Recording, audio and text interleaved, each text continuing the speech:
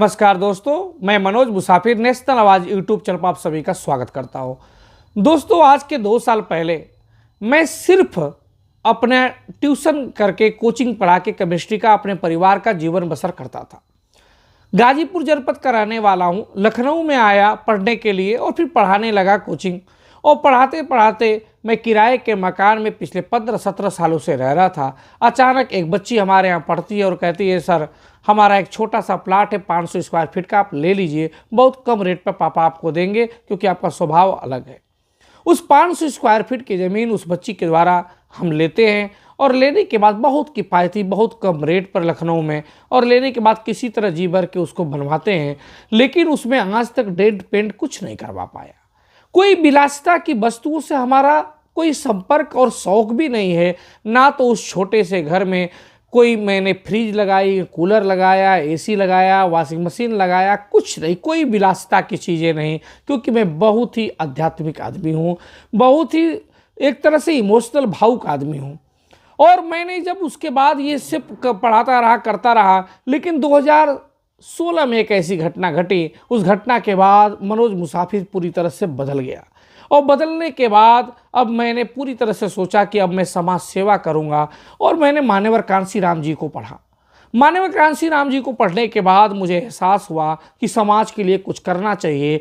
और समाज के लिए करते समय तमाम लोगों का मेरे पास कांटेक्ट आने लगा, फ़ोन आने लगा, बातचीत होने लगी। कोई किसी से पीड़ित था, कोई कब्जे से पीड़ित है, कोई दुख से पीड़ित है। और वो पीड़ित को मैं सोचा कि एक उचित प्लेटफॉर्म दूँ। मैं उसका समाधान तो नहीं कर सकता, मैं उसको इस लायक नहीं हूँ, लेकिन हाँ उनकी आवाज़ को ज़रूर उठा दूंगा। तो उठाने के लिए मैंने सोचा मैं क्या करूँ, किस तरह से आवाज़ उठाऊँ। किसी सामाजिक संगठन से जुड़ जाऊँ, किसी राजनीतिक संगठन से जुड़ जाऊँ, कैसे मैं कार्य करूँ, किस प्रकार से करूँ। तो मैंने देखा, महसूस किया कि जो समाज के लोग ऑलरेडी नेतागिरी करते थे, वो नेतागिरी लोग उस बच्चे का और उस लोगों का, पीड़ित लोगों का सिर्फ अपने प्रचार प्रसार में यूज करते हैं, उसका हनन करते हैं, शोषण करते हैं। मैंने वो महसूस किया। मैंने ऐसे लोगों को भी करीब से देखा कि जब कोई पीड़ित जाता है तो उसके पैरवी करने के बजाय सिर्फ झूठी फ़ोन पे आश्वासन देते हैं, हाँ मैंने पैरवी कर दिया, हाँ मैंने कर दिया, या झूठी फ़ोन कहीं और लगा के बात करते हैं। उस बच्चे को लगता है कि ये डीएम एसपी से बात कर रहे हैं, लेकिन ऐसा नहीं होता। अगर वो गैर समाज के पास जाता है तो गैर समाज के पास उसका घूस के रूप में शोषण होता है और उसकी दुकानों का शोषण होने लगता है, उधारी चलने लगती है, ब्याज पर पैसे वाली समस्याएं अनेकों हैं, कब्जा वाली समस्याएं अनेकों हैं, मारपीट हत्याओं वाली अनेकों हैं। ये सब सिलसिला चलता रहा। मैं सामाजिक संगठन से इसलिए नहीं जुड़ पाया कि कोई सामाजिक संगठन, मुझे लगा ही नहीं कि वो सामाजिक संगठन निस्वार्थ भाव से काम कर रहा है। मुझे पूरे उत्तर प्रदेश में, देश में मुझे लगा ही नहीं। हाँ जरूर सभी सामाजिक संगठनों से और तमाम छोटे राजनीतिक दलों से मेरे संबंध हैं। लोग मुझसे बात करते हैं, क्योंकि मेरी एक कहावत है, मैं एक प्रचंडों पे चल रहा हूँ कि ना काहू से दोस्ती, ना काहू से बैर। उस रास्ते पे मैं चल रहा हूँ, मैं अपने मिशन पे चल रहा हूँ। मुझे लक्ष्य दिखाई देता है कि कुछ ऐसा कर जाओ मनोज कि जिससे समाज के पीड़ितों का, शोषितों का कुछ भला हो जाए। क्योंकि समाज के अंदर बहुत शोषण है, बहुत ज़्यादा शोषण है।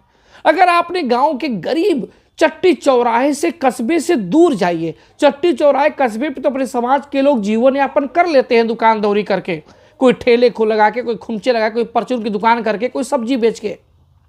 लेकिन उससे दूर जाइए, चट्टी चौराहे से 15 किलोमीटर, 10 किलोमीटर अंदर गाँव में जाएंगे तो आज आपको देख के वो समाज के लोग पे गरीबी तरस आएगी। किसी का मकान प्लास्टर नहीं हुआ है तो किसी का पुट्टी नहीं हुआ है, पेंट नहीं हुआ है तो किसी के स्लेब नहीं पड़ी है, कोई ऐसे तखत पे सो रहा है तो वो ज़मीन पे सो रहा है। वो चीज़ें देखकर आपको लगेगा कि हाँ हमारे समाज में भी गरीबी है, और शिक्षा भी आपको लगेगी। हाँ लेकिन वो ज़रूर बात है कि जो लोग शहरों में चले गए, थोड़ा इनकम करने लगे या सर्विस पा गए, तो वो लोग का जीवन यापन बहुत स्टैंडर्ड, बहुत स्तर ऊँचा हो गया।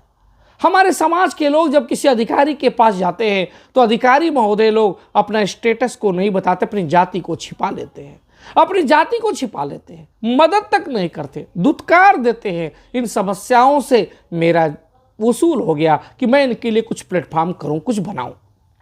फिर मैंने अपनी विलासिता की तमाम चीज़ें संकुचित करते हुए, कोई नशा नहीं, कोई फ्रिज, कूलर, गाड़ी घोड़ा, कुछ नहीं, और मैंने एकदम नॉर्मल जीवन के साथ अपने मिशन पे लगा रहा।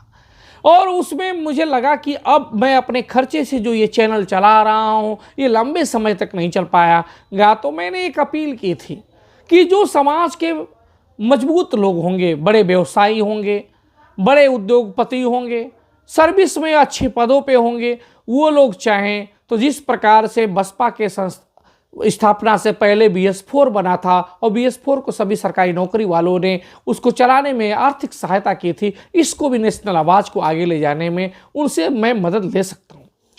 इस अपील के बाद तमाम लोगों ने, गरीब तबके के नौजवानों ने, जो भी बेरोजगार हैं, कुछ रोजगार हैं तो किसी तरह घिस पीट के जीवन यापन कर रहे हैं, कोई दुकान से, कोई संविदा पे प्राइवेट नौकरी करके, उन लोगों का फ़ोन आया मेरे पास। और फ़ोन आया तो बोले कि सर हम आपकी मदद करना चाहते हैं। लेकिन मैंने हाथ जोड़ के कहा कि मैं किसी कमज़ोर लोगों के मैं स्वीकार नहीं कर सकता। जो खुद अपनी आर्थिक स्थितियों से तंग है, मैं उससे मदद लेकर कैसे पाप का भागी बन सकता हूँ। मैं शोषण से मुक्ति दिलाने के लिए आगे आया हूँ, नेशनल आवाज़ की स्थापना की है और आगे उसकी आवाज़ उठाऊंगा। अन्य प्लेटफॉर्म पर भी आने वाले समय में कुछ और अच्छा करूँगा, लेकिन मैं शोषक नहीं बन सकता। मैं शोषितों का उद्धार करने के लिए आपसे प्रयासरत हूँ। मैं शोषक कैसे बन सकता हूँ? मैं कैसे वो आप लोग कर सकता हूँ? हाँ, लेकिन जो क्रीमी से ऊपर है, क्रीमी का मतलब समझ रहे हैं, एनुअल इनकम 8 लाख से ज़्यादा, क्रीमी से ऊपर वाले अपने समाज के लोगों का जरूर मैं मदद ले सकता हूँ इस चैनल को बढ़ाने के लिए, इस आवाज़ को मजबूत करने के लिए। लेकिन हाँ, क्रीमी से नीचे वाले लोगों का मैं ले ही नहीं सकता। लेकिन फिर भी तमाम लोग, कोई सब्जी बेचते, कोई ठेले खुमचे वाले मुझसे कहता है सर इतना दे दूंगा, उतना दूंगा। मुझे आत्मा मेरी एकदम समझ जाइए कि बहुत दुखी हो जाती है।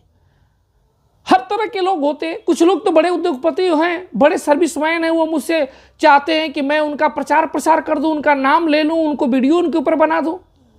लेकिन हाँ, उनके अंदर दिल नहीं है, जो दिल मेरे संविदा कर्मियों में है, मेरे प्राइवेट नौकरी करने वालों में, ठेले कुमचियों में हो, सब्जी बेचने वाले, फल बेचने वाले, ऑटो ड्राइवर में। तमाम लोग ऐसे हैं। आज ये कट्टा मैं आपको बता रहा हूं। आज उत्तर प्रदेश के एक जनपद से एक ऐसे युवा का फोन आया जो एक प्राइवेट संविदा कर्मी है। संविदा कर्मी 10-11 हज़ार रुपये की तनख्वाह, पूरे परिवार को चलाना, माता पिता को सबको लेकर चलना क्या होता है। लेकिन इसके बावजूद भी वो पूरी तरह से अधीर मन से, रुआसू मन से कहने लगे कि सर आपने सबको ना कर दिया, सबकी आपने ना कर दिया अपील को, किसी से नहीं ले रहे हैं, लेकिन प्लीज़ मुझसे ले लीजिए। हमने छोटी धनराशि ले लीजिए, लेकिन ले लीजिए। मैंने कहा आपने जो इस समाज के लिए किया है, वो युवा कोई ऐसा नहीं था।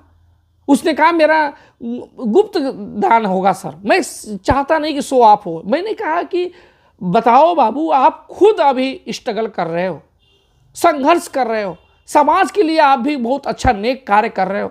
आपको राज्य सरकार द्वारा भी पुरस्कृत किया जा चुका है, आपको जिला स्तरीय अधिकारी द्वारा भी पुरस्कृत किया जा चुका है, और आप नेक कार्य पता नहीं कितने लोगों की आपने जिंदगी बचा दी है। और मैं आपसे कुछ अर्थदान लेकर क्या मैं पाप का भागी बनाना चाहते हैं? मैं इस चैनल और इस आवाज़ को शोषण से मुक्ति दिलाने के आया हूँ, शोषण करने नहीं आया। लेकिन वो रुआसू हो गए, लगा रोने लगेंगे। इस तरह से जब अपील करने लगते हैं तो मैं भी मजबूर हो जाता हूँ। तो मेरा बस इतना निवेदन है कि जो क्रीमी लेयर से नीचे लोग हैं, वो लोग सिर्फ हमें दुआएं देते हैं, सांत्वना देते हैं, मेरा साथ देते हैं। मनोज मुसाफिर को बस इतना ही चाहिए। लेकिन जो क्रीमी लेयर से ऊपर हैं, उनका मैं जरूर आर्थिक सहयोग ले सकता हूँ इस चैनल को बढ़ाने के लिए। लेकिन क्रीमी लेयर से नीचे वाले लोग इस भावना के साथ मुझे कभी ना सोचें, ना फ़ोन करें, क्योंकि मनोज मुसाफिर वो नहीं है जो आप समझ रहे हैं। शायद आपको मालूम नहीं है, ये मनोज में मुसाफिर शब्द उसके पिताजी का है, और उसके पिताजी का मतलब है कि मैं इस पूर्व पीढ़ियों को, इस समाज को कुछ ऐसा करना चाहता हूँ कि जो आप याद रखें कि वास्तव में इस स्कूल में कोई जन्म लिया था। लेकिन प्लीज़ मेरी अपील को ध्यान दीजिए।